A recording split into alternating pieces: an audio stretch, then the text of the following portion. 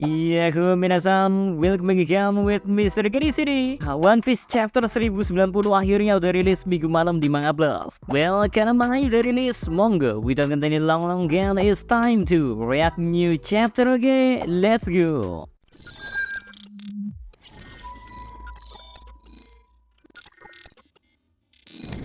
Oh iya, sebelum Mr. G mulai, Mr. G mau mengucapin terima kasih sebanyak-banyaknya karena apa ya?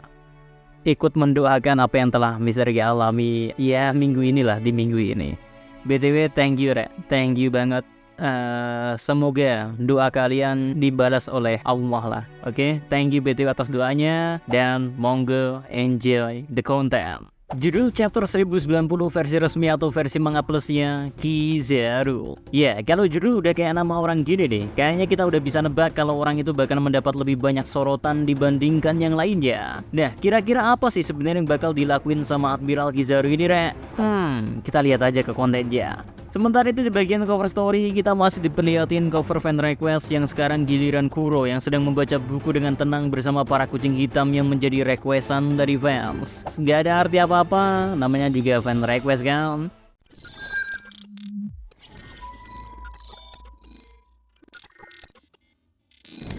And now masuk ke menu utama, dimana Rek, chapter kali ini dibuka dengan momen yang cukup mengejutkan karena Luffy terlihat sedang berbicara dengan para tetua Gorosei melalui Den Muzi. Di momen itu gak lupa Luffy memperkenalkan namanya sambil berkata kalau dia adalah orang yang akan menjadi Raja Bajak Laut. Namun bukan itu obrolan penting yang ada di sini Rek, melainkan bagaimana Luffy mencoba mengancam pihak pemerintahan dunia dengan bilang kalau mereka kru topi jerami sekarang sudah menyandra Dr. Vegapunk sehingga nyawa York otomatis berada di tangan mereka. Dan jika kalian ingin York selamat, tarik mundur semua armada yang mengepung pantai. Wow, sebuah momen yang cukup jarang kita lihat memang, karena Orubaka Sencho ini terkenal dengan kecerobohan dan kebarbarannya. Jadi bertindak layaknya seorang bajak laut yang mencoba mengancam orang lain agak terasa cukup baru kita melihat melalui diri Luffy. Di sisi lain, tetua Gorosei yang menerima telepon dari Luffy, mereka mencoba gak menyia-nyiakan kesempatan itu sehingga mereka pun mengajukan beberapa pertanyaan. Dengan harapan, Luffy akan memberikan mereka informasi secara gak sadar.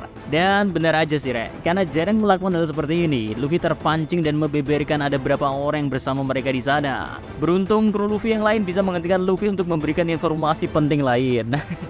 Oh iya, percakapan Luffy di Den Muzi tadi dengan Gorosei juga tentunya diketahui oleh Morgan dan kawan-kawan. Karena mereka udah berhasil menyadap jaringan, hanya saja ya mungkin kurang banyak informasi yang mereka miliki membuat Morgan atau Vivi pun hanya bisa menebak-nebak apa sebenarnya yang sedang terjadi dengan Luffy di Pulau Egghead. Lalu di momen selanjutnya kita dikasih tahu bagaimana 3 hal penting menjadi prioritas dari pemerintahan dunia sebelum akhirnya memutuskan untuk menyerang ke Pulau Egghead. Yang pertama ya, keselamatan dari York. Kedua, pangrekod yang berisi otak dari Dr. Vegapunk. Dan ketiga, tentunya pembangkit energi yang bisa digunain untuk membuat Mother Flame. Terkait ini ada nih di konten yang ada di atas ini, klik aja ya. Nah, selain dari ketiga hal itu ya, menurut Sanjay Garcia Sarton, mereka gak masalah meski harus kehilangan yang lain. Soalnya bertempur dengan kru topi jerami yang sudah merupakan seorang Yonko, tentu mereka sadar kalau pertarungan gak akan mudah dan mungkin menyebabkan banyak korban jiwa. Di sisi lain, di Lab Fest sendiri ya, kru topi jerami beserta Dr. Vegapunk dan CP0. Mereka semua terlihat sedang makan sambil berbincang, tapi ada beberapa hal yang menarik meski momen itu terasa menjadi momen yang cukup biasa aja. Kayak misal dari cara mereka makan siang, entah mengapa terkesan cukup terkelompok, sehingga kita pun seakan diajak berpikir kalau kemungkinan kru topi jerami akan kabur dengan cara berkelompok lagi.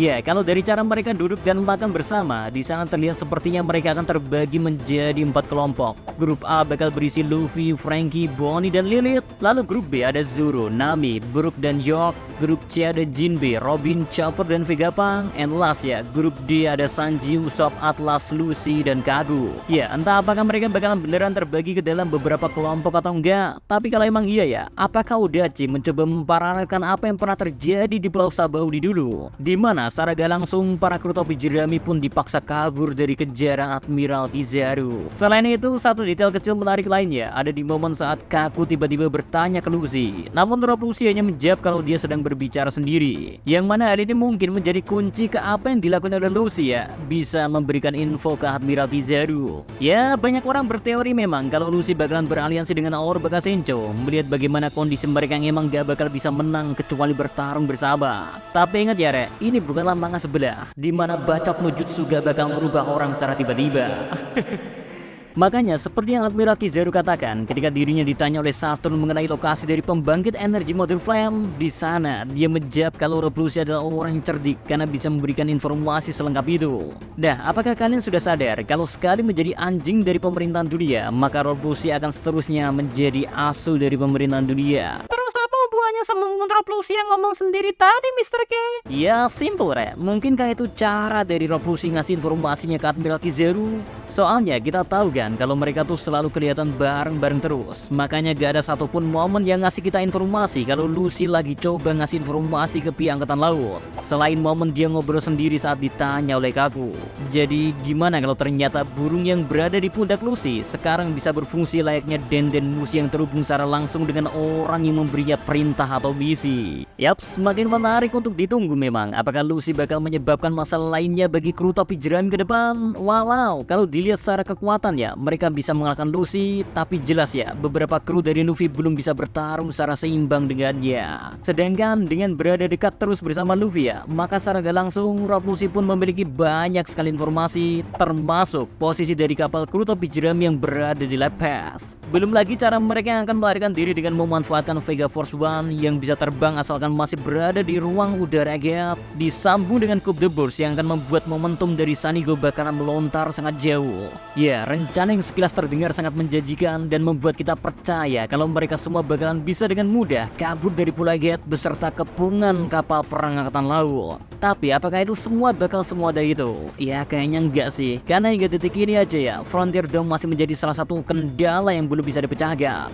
Mengingat hanya Yop lah satu-satunya orang yang mengetahui password untuk mematikan pelindung udara itu. Hal yang tentu membuat semua orang was-was kan? Karena kalau tiba-tiba saja pelindung itu menghilang, maka serangan pun akan langsung dilakuin. Di sisi lain, mungkin saja saat pelindung itu menghilang, mereka semua masih belum siap untuk melarikan diri. Makanya di salah satu momen kita dikasih lihat bagaimana Luffy, Bonnie, Frankie, dan Lilith nampaknya menjadi kelompok yang bakal bertanggung jawab untuk menyiapkan Sanigo agar rencana mereka bisa berjalan dengan cukup mulus. Lalu sedikit bergeser ke kondisi para Serapim yang ternyata sudah berhasil tertangkap dan sekarang kondisinya terkurung dalam semacam bola perisai. Di sini terungkap kalau Snake yang merupakan cloningan dari Hancock, dia memiliki sifat turunan dari Hancock yang menyukai Luffy. Alhasil meski gak memiliki kendali atau otoritas memerintah Serapim, namun Snake kayaknya tetap tunduk ke Luffy. Makanya itu menjelaskan mengapa beberapa kru yang semula udah menjadi batu bisa kembali normal lagi. Bahkan Dr. Vegapunk sendiri aja sepertinya kaget dengan sifat yang dimiliki oleh Snake. Akan tetapi ya, kemungkinan besar menurut Vegapunk hal itu dikarenakan informasi yang diwariskan melalui faktor keturunan ketika proses pembuatan klon. Jadi mungkin aja sifat itu adalah sifat yang diwariskan oleh Hancock dan terbawa saat proses cloningnya. Well, balik lagi ke pihak Angkatan Laut yang sudah memiliki informasi dari Rob Lucy. Mereka tentunya gak akan tinggal diam, karena Saturn aja langsung memanggil Bursalina untuk berdiskusi tentang apa yang harus mereka lakuin selanjutnya. Di sana, Saint Saturn bertanya tentang kemungkinan Admiral Kizaru bisa menembus Frontier Dome, mengingat pelindung itu terbuat dari laser dan Kizaru adalah manusia cahaya. Kizaru ditanya seperti itu, dia menjawab kalau itu memang mungkin dilakuin. Hanya saja penjaga Dr. Vegapunk yang berada di lantai bawah adalah temannya. Meski Saturn sudah menyuruh Kizaru untuk boleh tidak melawannya, tapi Admiral Kizaru bilang kalau dirinya gak bisa mengabaikan orang yang bertekad untuk bertarung demi tugasnya. Soalnya hal itu udah menjadi prinsip yang Kizaru pegang. Belum lagi kalau mereka mencoba memulai serangan, maka Sentomaru tanpa ragu bakal memerintahkan seluruh robot monster laut beserta pasifista yang baru untuk menyerang Angkatan Laut, dan korban di pihak Angkatan Laut bakalan tak terhitung banyaknya. Situasi pun emang menjadi segitu rumit bagi kedua belah pihak. Tapi Wakil Admiral sudah siap memberikan perintah ke para anak buahnya agar ketika penyerangan dimulai, mereka sudah bersiap dan tahu apa yang harus dilakuin. Karena beberapa ada yang bertugas untuk membebaskan agen Superpol, ada juga yang harus menahan pasifista yang baru. Sedangkan di momen yang bersamaan, Admiral Kizaru terlihat menggunakan Yata no Kagabi. Dan sepertinya dia sudah memutuskan untuk masuk ke Pulau Egetra. Ya, alasan dari persiapan para Wakil Admiral itu ya gak lain karena Admiral Kizaru sudah bersiap untuk menyerang. Makanya bentrokan antara pertahanan terkuat milik Sentomaru dan kecepatan cahaya milik Kizaru tentu gak bisa terhindarkan. Bahkan seperti yang sudah diprediksi oleh Admiral Kizaru juga, Sentomaru langsung mengerahkan pacifista untuk menghabisi semuanya. Sedangkan Luffy yang sudah berada di Sanigo, dia pun tiba-tiba terlihat berkata seorang yang sangat kuat sedang bergerak kemari. Yaps, kalau dilihat dari apa yang terjadi sebelumnya ya, omongan dari Luffy itu tentu mengarah ke Admiral Kizaru yang sudah berada di kubah bawah pulau Egghead. Walau masih menjadi tanda tanya sih, rencana apa sebenarnya yang akan dilakuin oleh Sanjay Garcia Saturn pada akhirnya. Apakah dia akan mengutus Kizaru untuk bertarung seorang diri dulu agar menghindari tumpahnya banyak korban? Atau malahan dia gak peduli dan bersiap untuk melancarkan serangan penuh andaikan 3 hal penting menurutnya itu berhasil dilindungi? Wow, ini gila sih nantinya sih.